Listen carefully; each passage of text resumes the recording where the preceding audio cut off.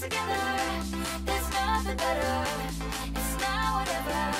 Make it through somehow. Make it through somehow.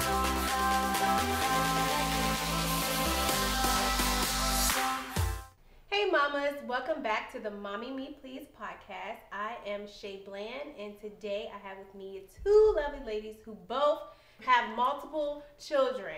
So they're gonna help me out before I jump back into the pool. But to my left, if you could just introduce yourself and your babies, like how many, and then their ages.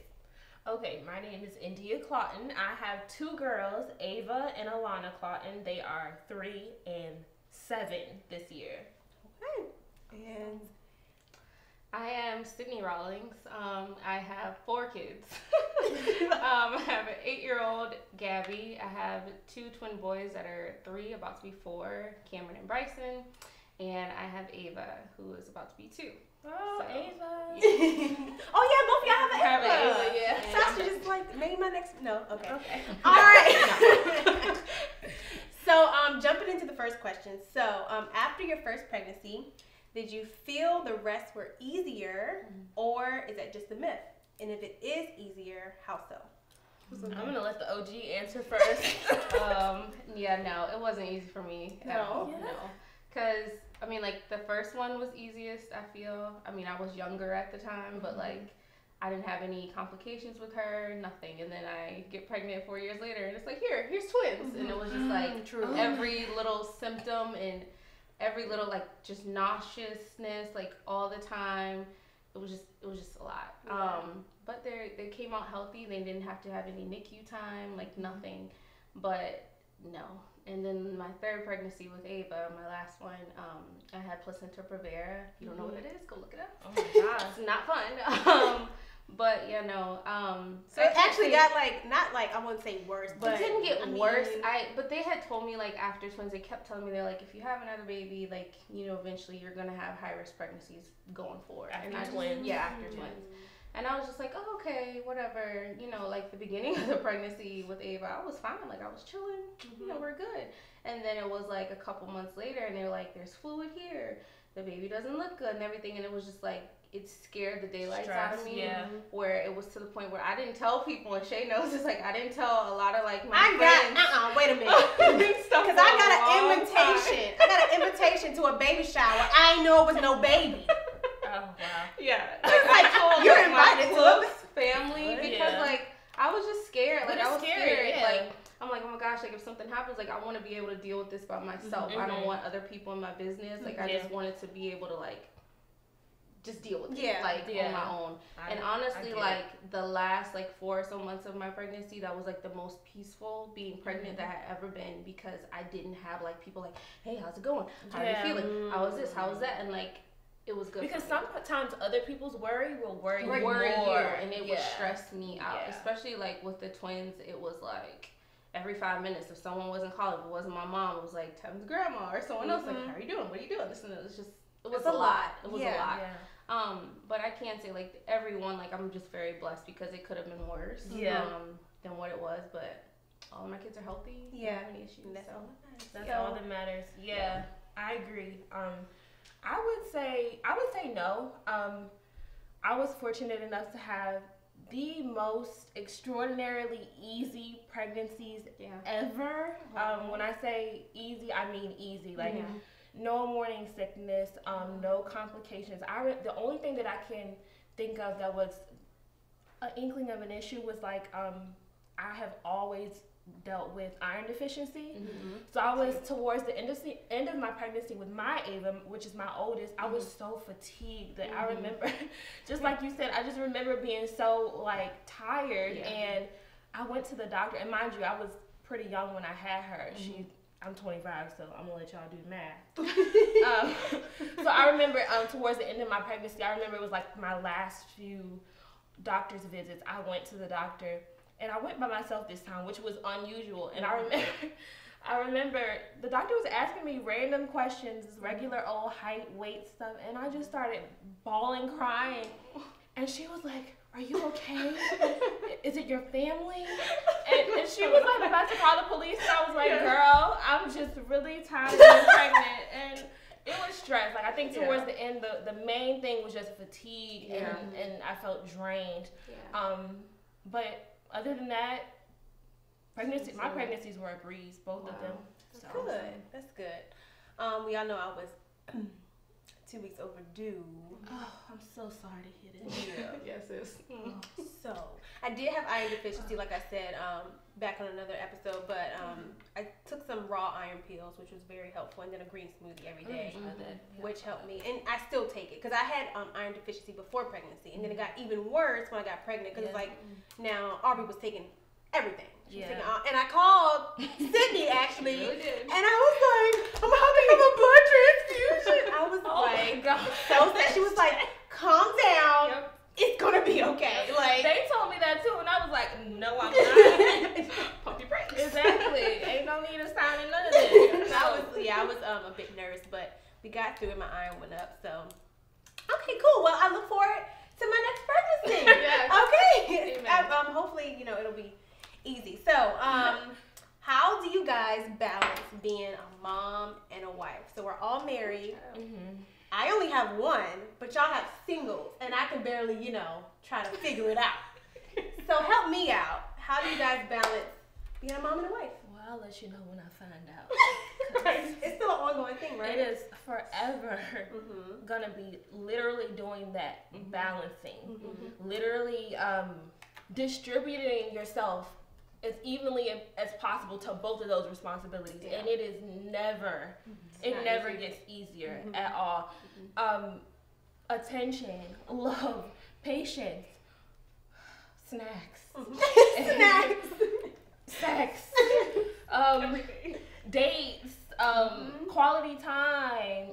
Like I try to do, and I think one of my biggest problems in the past was I tried to do so much for everybody, and I think that before I am a wife and before I am a mom, I am a me. I am a person, and in being me, there is God, there is self-care and self-love that needs to be maintained before I can distribute that outward. So I think that remembering that first, that putting yourself first, and we know that there's somebody on Facebook right now about to have a heart attack and throw their slipper at me, but order is so important. Yes. Order is very important. But taking care of yourself, taking care of your man, I know, don't hit me. Taking care of your spouse, and then taking care of your kids. And we're not talking about a situation where your kids are hanging off a cliff and your husband's hanging off a cliff, and you choose the husband's hands first. No, we're just talking about making sure that your relationship with your husband is on one accord and is cohesive, so that you are able to parent well and be partners well with your husband for your children, so it all works for the children's good. What? First lady, let me hold on. No, but really, I think people really don't get that. They be on Facebook so mad. They're like, "Oh my, she's put. How could you're so trifling? You're this and that because you're putting your husband first, but."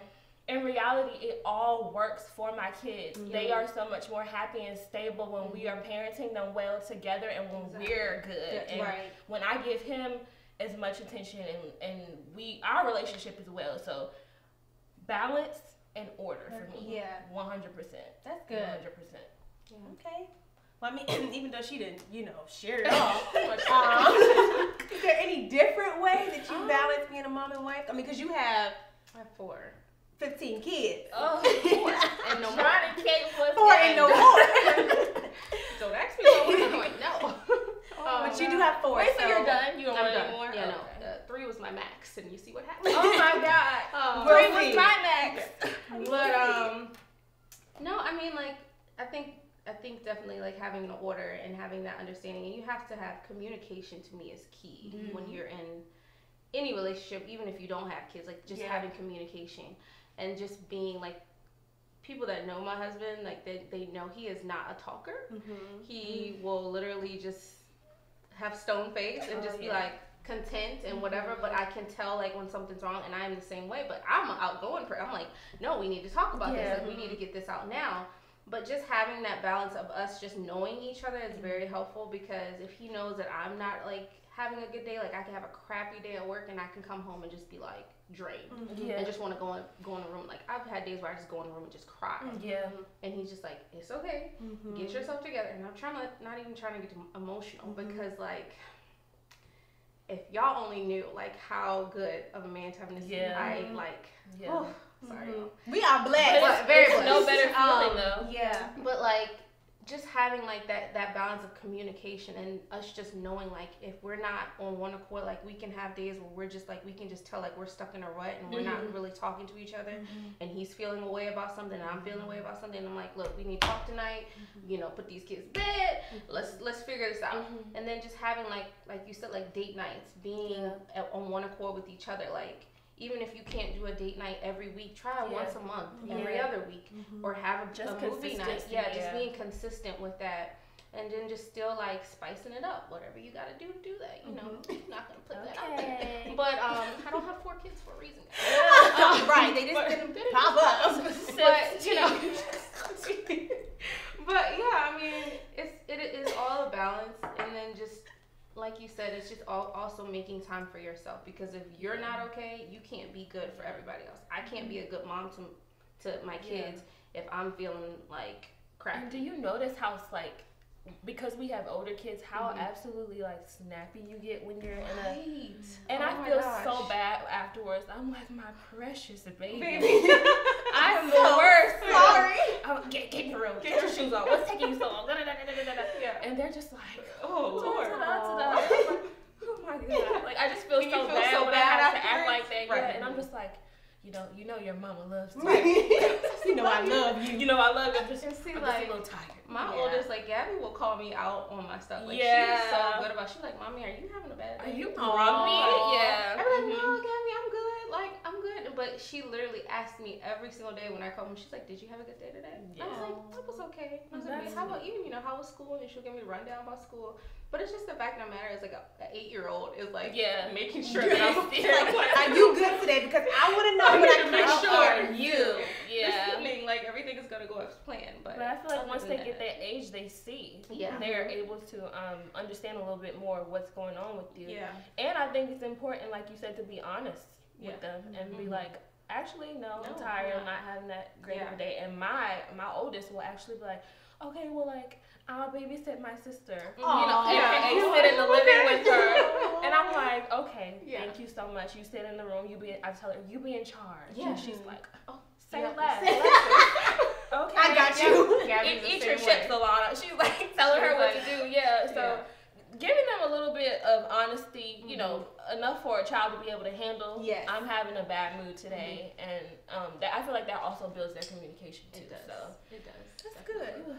Okay. It's a lot. Yeah. Well, I know, like I said, y'all have multiples, but balancing, my daughter's only 4 months, so I've been 4 months trying to figure it out. Yeah. How to balance, you know, your husband and your child, because like my daughter needs me, you know, like that's all she kind of knows is me and, you know, my husband, and so taking that time to make sure, you know, that we're still good, and we're still, you know, having that time, is really good. Because I think sometimes, like, if you're not careful with a newborn baby, it can come between you if you let it. And if you're not strong enough, I remember times like earlier we would when we first had a baby. Well, I think it was Alana. I'm thinking about which one it was, but like it would be times where it just seemed like because we were so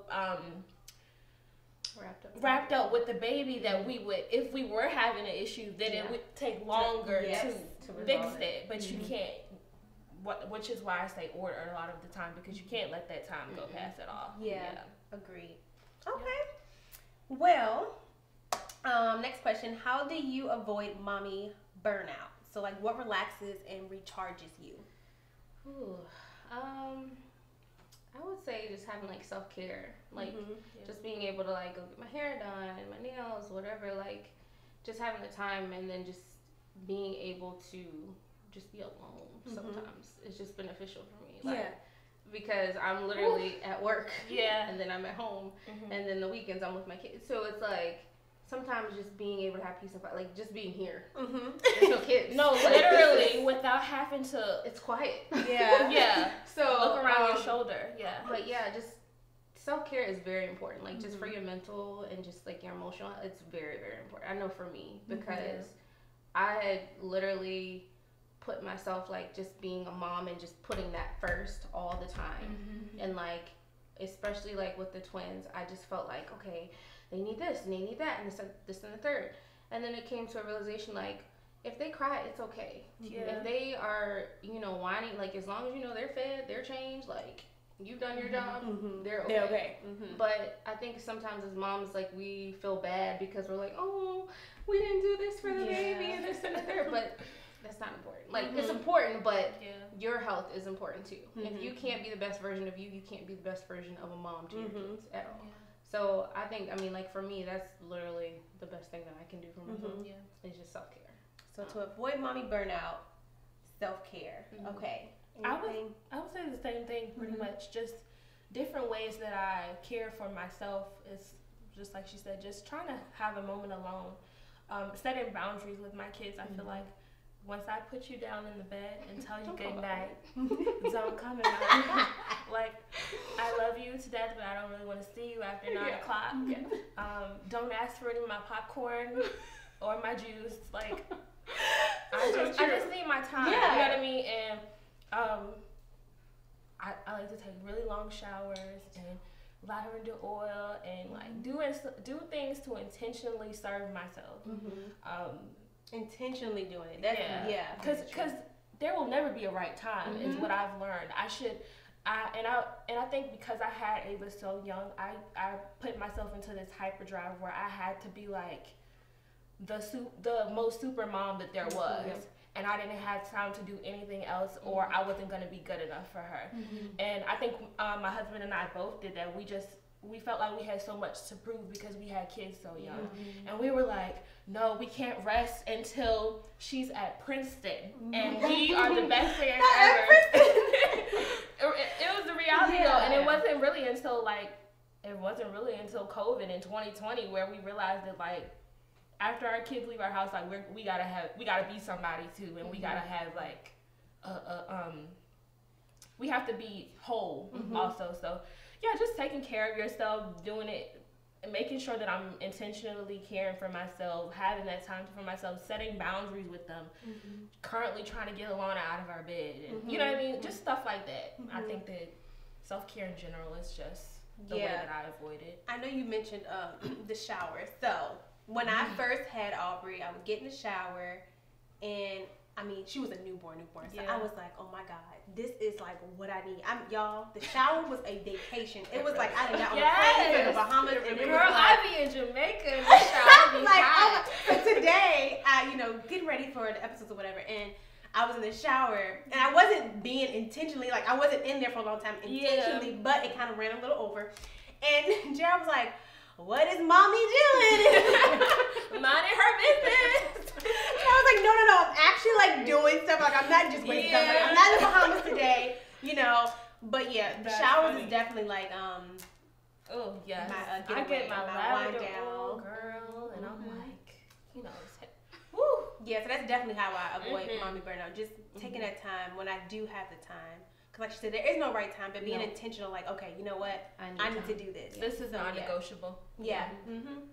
All right, so what is the most embarrassing thing you find yourself doing as a mom? Just embarrassing. Like, what in the world? I don't know. I don't really have an embarrassing. Well, let me go first, because I have a lot. Okay. Well, you're new to this. Yeah. So I have right. So y'all are like OGs, you know. You're like, oh, that's not embarrassing. It's normal. But see, me, like, okay, I'll just say this one, because like I said, there's a lot. But I find myself doing like this creepy crawling thing, and it's weird. Like, if I put her in the crib and I don't want her to see me, so I'm like crawling on the floor, looking like a little, and like I look back on the monitor, like, what was I doing? I look crazy, but like, or like crawling under the bed, and it's just like. So you don't want her to see. Yeah, it's just like, you know, the little creepy crawling thing, and if somebody was to see that, like, what is she doing? She look a little crazy. She doing what needs to be done. Yeah, okay? No, literally. Because but it's a little, you know, it's weird. Yeah, it's a little. So any weird weird things y'all do? Oh, y'all don't do no weird things, huh? No. I just can't think of anything. I can't. Yeah, not off the top of my head. Like I probably do. Maybe you know what the problem is. I do too many. It's like it's a part of my life now. It's wrong. Like whatever. I don't know. As a parent, I don't really get embarrassed easily anymore. I don't, because kids will embarrass the heck out of you. They don't care. They don't care. Alana digs up her nose a lot. So she do the embarrassing stuff. So I don't really have anything embarrassing that I do on their behalf, like to take care of them. But they do a lot of stuff to embarrass me. Like I don't know. Yeah, Alana digs up her nose at random times. She gets a little do kid stuff. Oh well, dang. Yeah, no, that's not really embarrassing. That's still her embarrassing me. Like she used to I breastfed her for a long time, so even now at 3 years old, she'll ask me in the store, Mom, can I touch your poppy areas? Wait, what did she call it? She calls it, okay, so here's the backstory. Okay, please. Poppy areas, everybody. I'm about to trademark that I'm about to coin that phrase, right? Poppy areas. We were trying to teach our girls about their private property in their private areas. Somehow my oldest turned that phrase into poppy areas. Okay. It's a hybrid between private property and private areas. Okay. So, it passed down to Alana. So, a lot of the time she would be in the store, you know, fiddling around. Even to this day, when she gets sleepy, she starts fiddling around. And then if I say no, she'll cry in the store and be like, I want to touch your poppy area. Well, at least, I mean, nobody really knows what that is until now. But at first, at least, you know, it's better than, I want to touch your private parts. What? Okay. Or I want to touch your boobs or something. Yeah. So, I mean, it kind of worked out. It works. Until now. Well, yeah, because now when people... Girl. Yeah.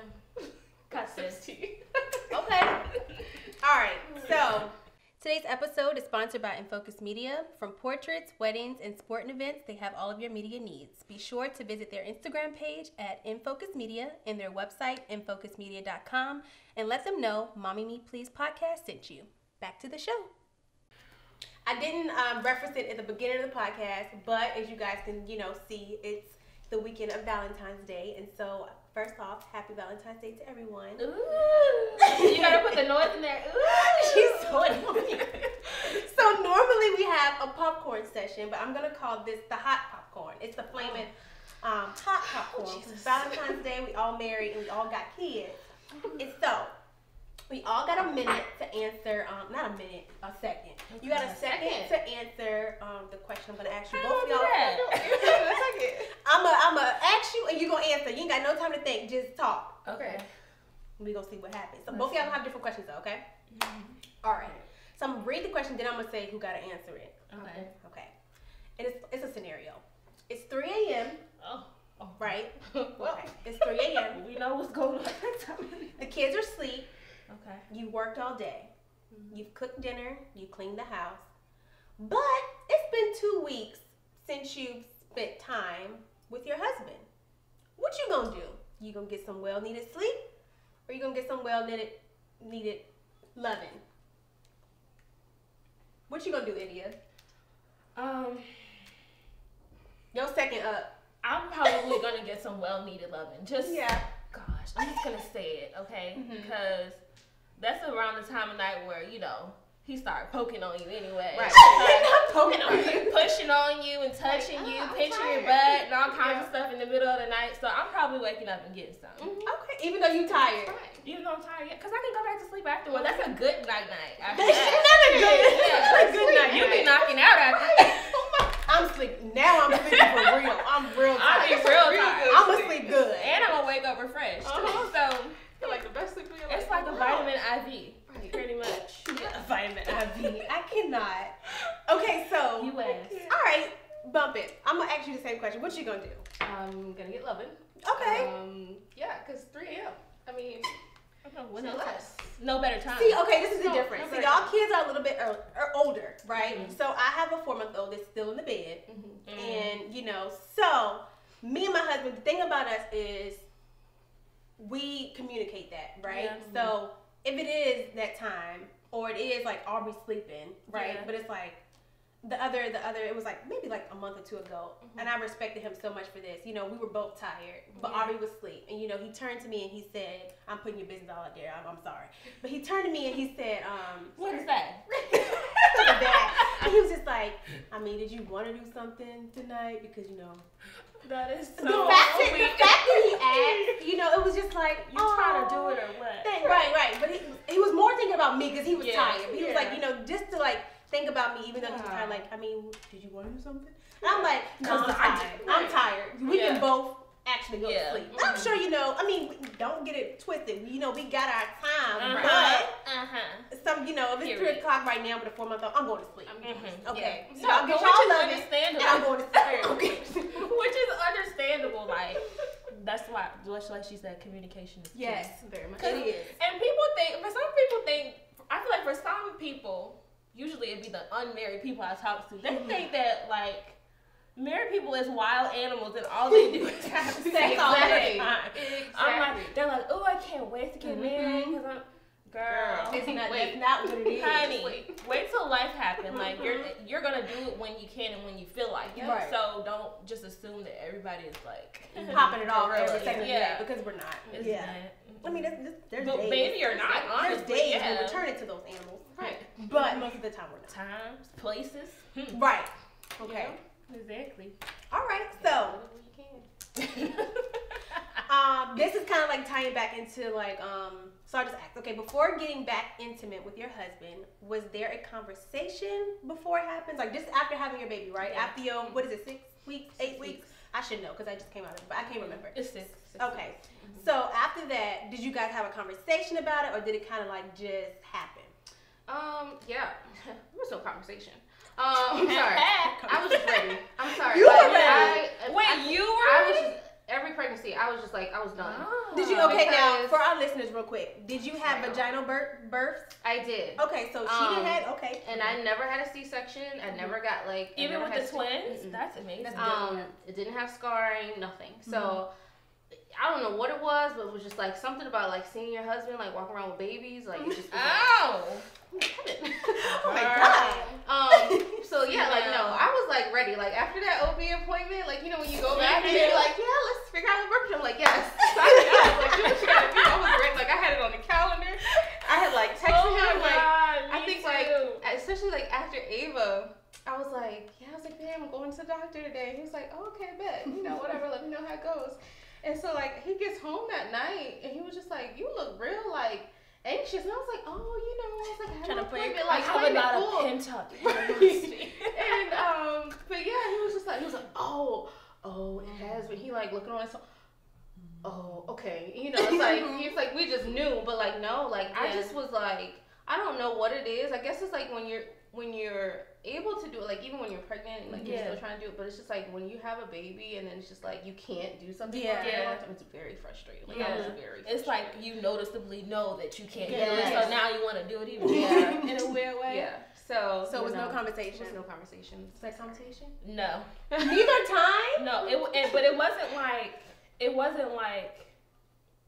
I don't know, it was weird because like every now and then he'll be like, when you go back to so when is that appointment? So how many weeks you got left? So like every now and then he would say that, but then it was just this bling. One day we were like, oh, you done? Oh, you done now? You out your days. I know, and then it was just on after that. Like that was it. But there was never really a conversation. I think we both was just like, yo. We were trying to adjust to having 2 kids, most recently with Alana. So we were like, you know, we didn't even talk about it until every now and then he would check though, like, she got 3. And then after that, it was like, boom, you know. Okay, so for me, I'm very like, I don't know. I'm really losing it because we had to talk. We had to talk, okay? Yeah. I had to talk and say, okay, look. You're very expressive. That's okay. My body's a little different nowadays. Yeah. I don't feel how I used to feel, right? Because I want to, but I don't know if this is going to work, right? And so I'm just going to be very transparent because this is what this is. But when we did go to, you know, be intimate after our very first time, I felt like my uterus was shaped a little different. It was. Yeah. And I was like, it's not the best feeling. I was like, honey, you're hitting the wall. I anything. That's not how you do that no more, okay? You gotta do something else, because this is not working. And so, you know, just to let the mamas know, it's normal, right? Absolutely. For your uterus to be a little shaped, a little different. But like y'all said be earlier, a little lower sometimes. Yeah, don't tell them what it's gonna do. But I think it's too very important for communication because during that time, you know, I don't know if we talked each other through it or I talked him through it. But that the first time after having Aubrey, I was trying. Nope, that ain't gonna work. Let's try something. Like we was talking through it. Okay, Yeah. Cut. Hold on. Stop. Hold on. Okay, there we go. That's it right there. Because that over there didn't work. So yeah, definitely had a conversation before, but JR was checking on them days and them weeks. He was like, oh, I can't wait till I'm But checking off my calendar. Yeah. But after I went to the doctor, I think it was still maybe a couple days before because I was very nervous. Yeah. You know, I just had an 8.5 baby come out, Big all babies, natural. yeah. I was scared. I didn't know what was, you know, I was like, is it gonna hurt? I was nervous. It is very nervous. I was nervous. And I feel like that's the part that I don't know about you guys, but for me, nobody ever talks to me about what I would feel like after I had a baby. Exactly. Nobody ever. I remember hearing all the stories about like, oh, labor's gonna be hard. And when she comes out, it's gonna be like nothing ever happened. And you're gonna love the baby so much. And I'm like, but now I have a 10-pound vagina. And it hurts. And I'm scared to poop. No, let's talk about it. Because like literally people don't talk about that. Nobody ever told me that that part was gonna happen. And honestly, I didn't even process the fact that I would possibly be in pain down there afterwards. Like, when I went to go use the bathroom the first time, I had my baby at a birthing center, and I had to use the bathroom there after I had her. And I went to go sit on the toilet, and they hand me a period bottle. We don't know what it is. Yeah, that is your. However, they kept putting cold. I don't like to be cold. I actually liked the cold water. It was numbing to me. It was numbing to me. She gave me that cold water. I said, "Ooh, please change the water. I need some warm water." I had to do warm water for the period bottle, but I came home. I used to literally like I would not drink water. I did not want to go to the bathroom because when I did go to the bathroom, it just burned so bad. And so like I used to call Jerry, like, can you hold my hand while I pee? It was bad, y'all. It was just, I used to tell the toilet like, okay, 1, are you done? 2, and like so. But I got a hack, and so I'm gonna share it. I do have it on my page. But what you do is. You sit all the way on the toilet. All the way. You put your butt on the whole thing, right? And then you bend. You almost like want your forearms on the floor. Right? Because the thing is to get the pee in the toilet and not on you. Girl, when I found that hack on Google, because I was Googling every day. I think I just stopped like maybe a month ago because I was still scared. But I would literally be. My forearms would be on the floor. And that my whole body. Interesting though. I never even thought about that. So yes, if you just had a baby, just go ahead and put and I didn't have any tears or anything, so really imagine somebody has tears, it's really gonna burn. So I didn't have any tears or anything, but I had like little I call them paper cuts. But you sit all the way on the toilet, you bend all the way over, and then you pee because it's going straight into the toilet. It's not touching you. So that's wow. a little, Yeah, no, I never even considered that. Yeah. Wow. But and I was scared to poop too. I was scared to poop. But my first poop wasn't bad. No. Yours was. It was bad. I ain't like that. Yeah, it was horrible. See, I didn't have a bad poop. There's a lot of TMI, but sorry y'all. Yo, no, it's real. They say that like if you have more TMI guys, if you have bad period poops, then you're probably gonna have bad labor, post-labor poops. And like mine, like I was doing like this. Literally crying. Oh my god. Oh my god. Wait, no. This ain't it. No. Is there another way out? Another way, please. It was definitely like I was like being stabbed. It was horrible. People don't talk about like what it is too though, because like especially in the hospital they give you all these different medications, especially when you're done having the baby. They don't tell you like, oh, side effects is you're probably gonna not be able to use the bathroom, this, that, and the third. Your next poop will be in 3 months. Right. Yeah. You go home and you're like, all right. where's this coming? Like, you know, but they don't tell you any of that. Yeah. They, like, nobody signs you up. Nobody says, like, all right, we're going to have a nurse. Like, they do have, like, that nurse that calls and checks on you. Like, how was your experience? Every now and then, Let me tell you. I don't know yet. I don't know. You want to come babysit for like 2 hours? I come babysit. So I can just sit here on the toilet. But yeah, no, they don't, like, nobody prepares you for any of that. Like, so I'll say this too, and then we can wrap it up. But imagine, so I said this in another episode, but imagine breastfeeding on the toilet and having, because now you can't use the period bottle, or if you do, you just got a lot going on. So I was like, okay, I can't do that. But once I found out the hack, so me and Aubrey is on the floor, okay, because she gotta eat, or she gonna be crying, and I don't do what needs to be done. So the hack definitely works though. You know, once you have another baby. No, I'm done. He's trying. Child, tune in to the next episode to find out who's having another baby. Not me. All right, cool. Well, that wraps up this episode. I'm so glad that you guys stopped by just to share your experiences and just, you know, give some tips for, you know, our kids and the bedroom.